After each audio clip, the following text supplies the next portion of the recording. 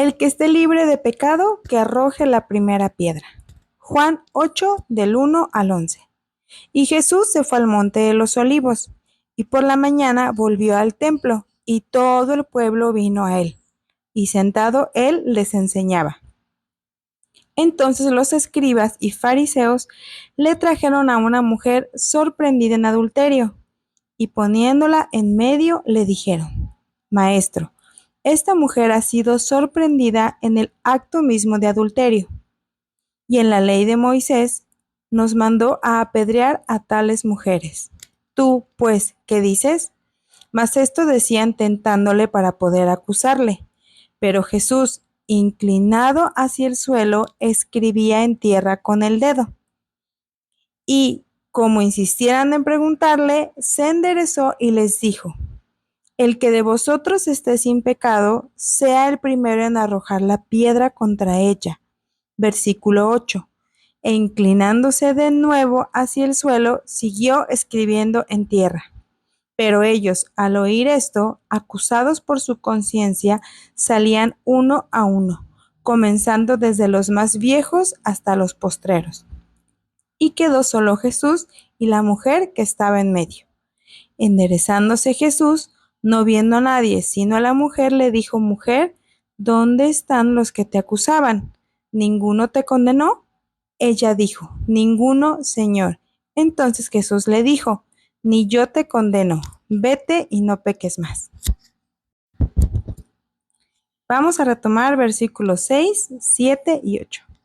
Versículo 6 dice: Jesús, inclinado hacia el suelo, escribía en tierra con el dedo. Para referirse que Jesús se inclinó, se usa la palabra en griego kato, que significa debajo. Pero aquí hay algo más profundo, porque no solo se inclinó físicamente.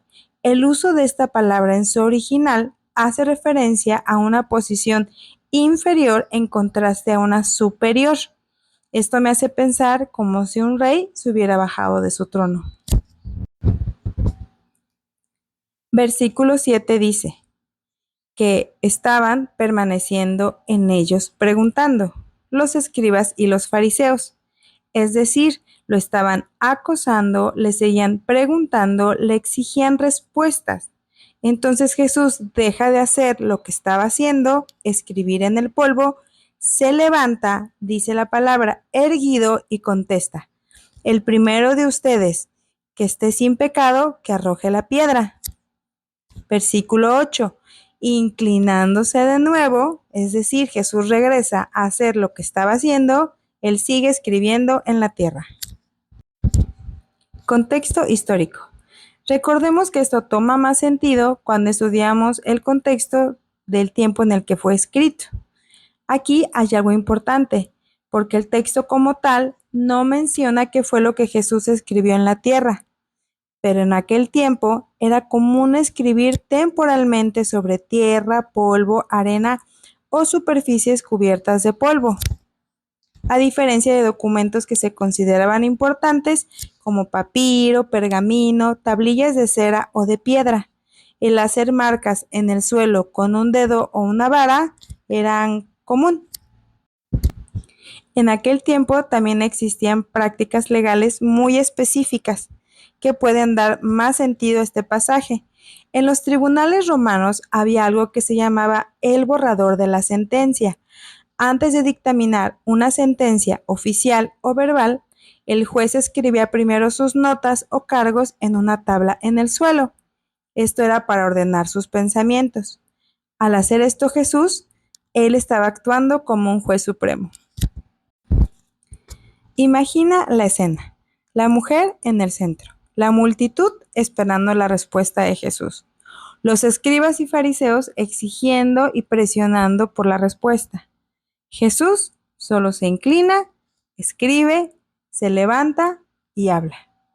Y se inclina nuevamente a volver a hacer lo que estaba haciendo. El inclinarse era una demostración de que él no aceptaba el marco de discusión que los escribas y los fariseos intentaban imponer. Parece indicar que el gesto de continuar con lo que él estaba haciendo era tan importante como las palabras que el mismo Jesús pronunciaría después. El que esté libre de pecado, que arroje la primera piedra. Jesús se toma su tiempo en vez de reaccionar a la presión de la multitud. Y vaya manera de hacerlo. Demostró que no iba a caer en una trampa legal, donde si decía que no la apedrearan, violaba la ley de Moisés, y si decía que la apedrearan, violaba la ley romana, porque ésta prohibía que los judíos ejecutaran personas. Vamos al Antiguo Testamento, es decir, antes del nacimiento de Jesús.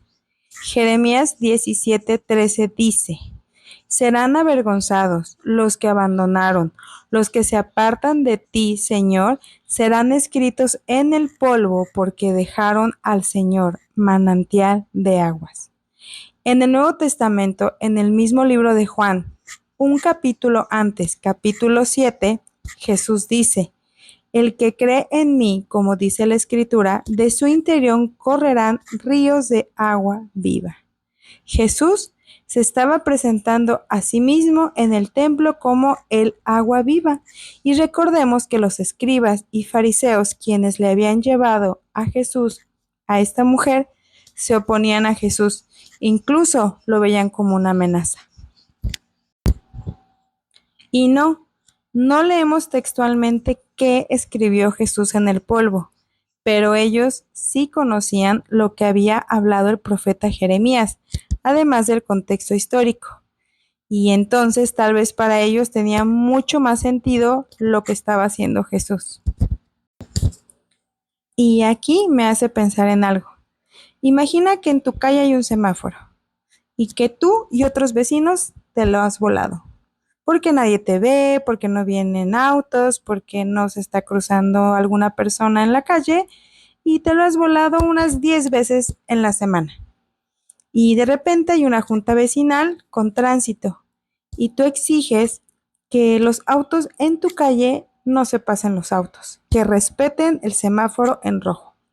Pero te pones exigente, te pones bien intenso y pides que se levanten las infracciones pertinentes a los autos que se están pasando el semáforo rojo.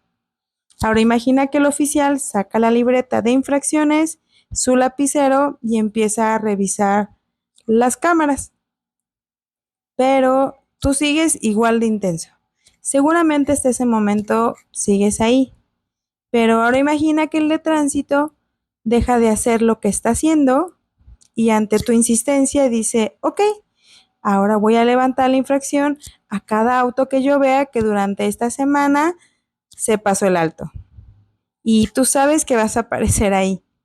Es muy probable que también uno a uno todos los que se pasaron el alto durante esa semana se vayan retirando, justo como lo hicieron los fariseos y los escribas.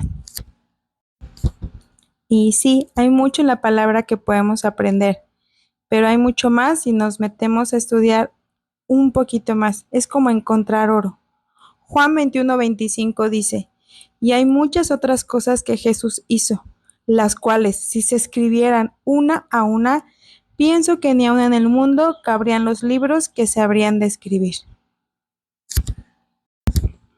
Y la pregunta aquí es: ¿qué enseñanza te deja esto? Porque a mí la verdad me confronto mucho en no ponerle el dedo a las personas, en señalar a alguien cuando ha cometido algo que no es correcto, porque hay muchos puntos ciegos en cada uno de nosotros. David dijo en Salmo 139, 23, 24: examíname, oh Dios, y conoce mi corazón, pruébame y conoce mis pensamientos, y ve en mí si hay camino de perversidad, y guíame en el camino eterno. Otra versión dice: si mi conducta no te agrada, Señor, enséñame a vivir como quieres tú que yo viva. ¿Por qué nos preocupamos por la astilla en el ojo ajeno cuando traemos un tronco en el propio? Y sí, esto también lo dijo Jesús: el que tenga oídos, que oiga.